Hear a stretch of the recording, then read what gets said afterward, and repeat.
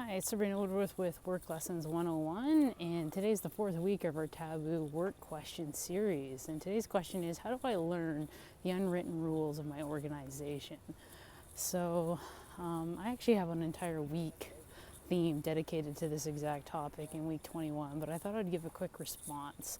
So let's first address what an unwritten rule is, kind of some of the basic rules regarding them, and then how do you learn of them. So first off, every organization has unwritten rules. If you're thinking your organization doesn't have them, then you haven't been looking hard enough, because absolutely every single organization has unwritten rules. Some organizations are obviously worse than others, and they're not all created equal. So an unwritten rule generally is something a company wants to remain hidden, something they sweep under the rug. Generally, the true rules of an organization and how the organization operates and functions. So because of this, they're not advertised, they're not publicized. You need to learn of them through observation and analysis, or learning them through your close inner circle of your network.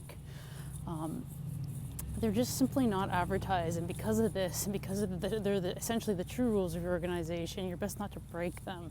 That's some basic rules on unwritten rules. So let's get into how to recognize them. You need to learn, you need to observe. So the first thing is does your company's actions match what they preach? Generally, they're going to want to have public see certain things. Like, for example, I'll give a classic unwritten rule, open door policy. Of course, every company preaches, at least in North America, generally an open door policy, but is it a true open door policy? Frankly, I wouldn't be emailing your CEO with a complaint in your first few weeks at an organization. Generally, you need to work up the corporate ladder and work up to these relationships. They're simply not just an open door. Don't waste people's time, always be prepared. That's kind of the true rule. Open door policy doesn't actually mean you can just walk up to anybody's office, knock on the door, and have a conversation with them. Unwritten rules are best not to be broken.